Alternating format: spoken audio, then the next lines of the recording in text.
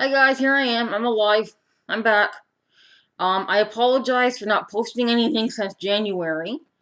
I have not been doing too well physically.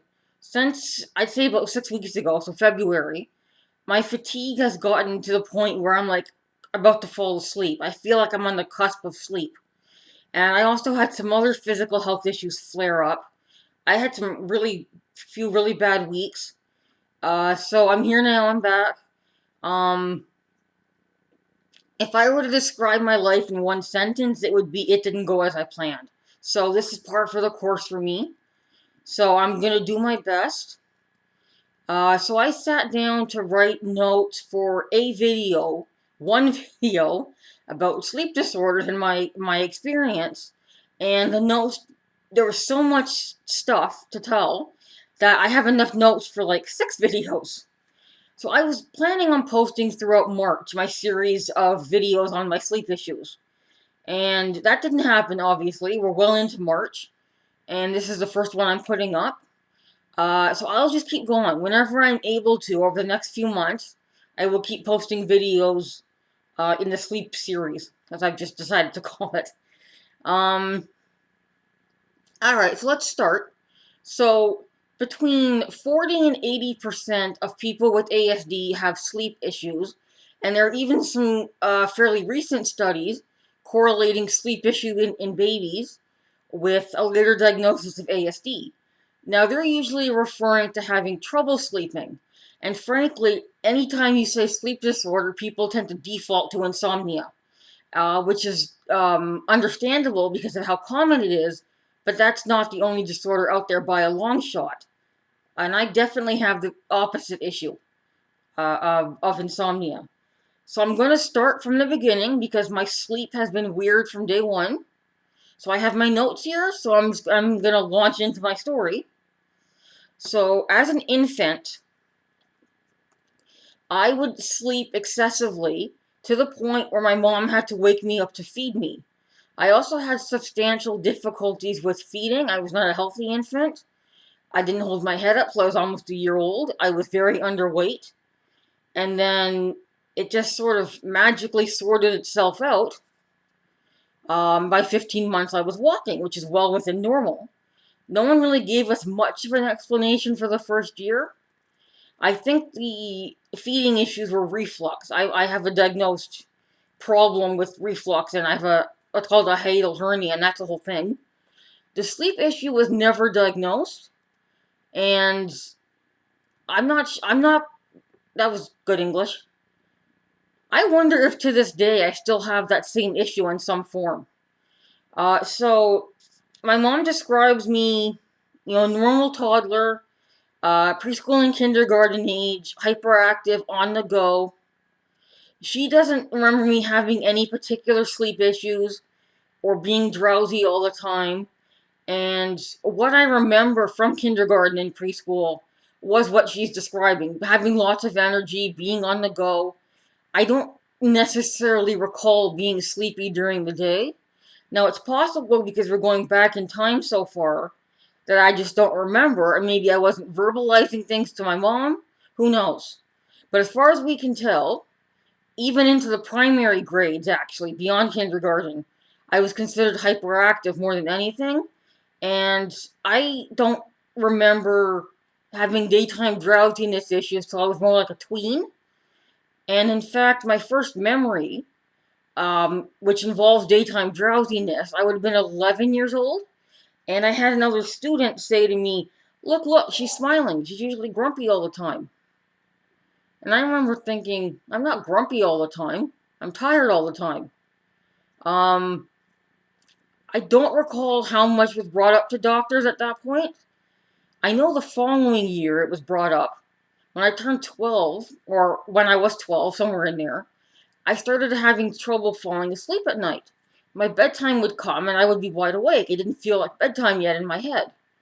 And when I was 13, I was taken off the Ritalin because they were concerned it was disturbing my sleep. I know they tried to replace it with other things. I don't remember much of that. But the hyperactivity was more of an issue when I was younger. By that point, I don't know that I really needed it anyway. By the age of 13, I also can now, for the first time, concretely, definitively remember having trouble getting out of bed in the morning, being exhausted at school all day. But it was more, well, I wouldn't, you know what, no, I'm not going to say exhausted. I'm going to say tired, drowsy. Because at this point, it was far from debilitating. It was annoying. I wanted it to go away. It was being attributed, I think, to medication and to my not getting enough sleep at night. I don't think anyone thought there was any more to it than that. Um, High school would be status quo, sleepy during the day, staying up late. I would get up at 7 for school, and I wouldn't fall asleep till 12 or 1. So 6 to 7 hours of sleep is not sufficient for a teenager. And I was also on medication. I've been on medication most of my life. So I never really questioned why I had daytime, sleepiness, and it continued to be an annoyance. The only time I had an issue that went beyond annoying was when I was working at a summer camp as a teenager, and my parents were out of town. They'd gone on a vacation. Normally during the school year, when I would have to get up for school, the rest of the household would be getting up, getting ready for school or work. So even though I had a very hard time waking up, there were always people around. So if I wasn't up, someone came and yelled at me till I got out of the bed. When I was on my own for that time period, I was late to work 4 out of 5 days in 1 week because I had such a hard time just getting out of the bed. Um, okay, so I'm looking at my notes here. So when I started college, that issue got worse. Actually, all the sleep issues got worse because now I had a less predictable schedule. I might have class at 8 a.m. one day, noon the next day, maybe no class the day after that because I was on a reduced workload as well. So I wasn't always getting up with the rest of the household in the morning, so I'd be responsible for myself. And it was a struggle. It doesn't matter how late I sleep, I still feel like garbage when I wake up. I've never woken up refreshed in my life. Right? So even if my class was at like noon, which you wouldn't think would be a struggle to get to, I actually went one time with my hoodie up and sat there in the class with my hoodie up the whole time because I had to choose that when I got up, I had to choose between getting the bus on time or taking a shower. I didn't have time for both. And you wouldn't think getting to class for noon would be a massive problem, but here we are. Um, it absolutely was a problem. Um, I've been doing so well with the sniffing too. Wow. So it absolutely was a problem because I missed an exam, or actually I showed up halfway through the exam, and my bacon was saved by the weather because there was snow, and depending on what direction students were commuting from, the traffic was really bad and backed up.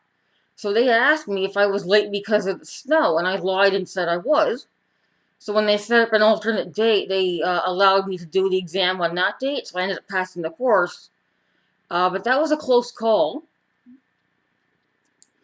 So I decided something is wrong here. Why is it so hard to get out of bed? And I knew in my own body, even if I wasn't doing anything right with sleep hygiene and all that, I knew something weird was going on. And the last straw that led me to get a sleep study was when I slept almost full day, 22 hours. I came home from school. I hadn't slept well the night before. I was exhausted. It's around 4 p.m. I decided to get some sleep. And when next time I woke up, it was 2 p.m. the next day. I didn't have class the next day, so it, didn't cause an issue in that sense. But it didn't feel great. And I'm not sure why no one in the house woke me up. I guess they figured I was an adult, I could manage myself. And by that point, everyone knew I had weird sleep. It has never really been a secret, so that's what spurred me on to get my first sleep study. And it actually looks like I might be 5 videos instead of 6. I got more into this video than I thought I would. So this seems like a good place for a cliffhanger, so to speak. I went to my family doctor. I got a referral for a sleep study, completed that sleep study, and learned something about sleep medicine in Canada. So what could that possibly mean? As soon as I'm up to it, I will be back with the next video. Thanks for watching. Bye.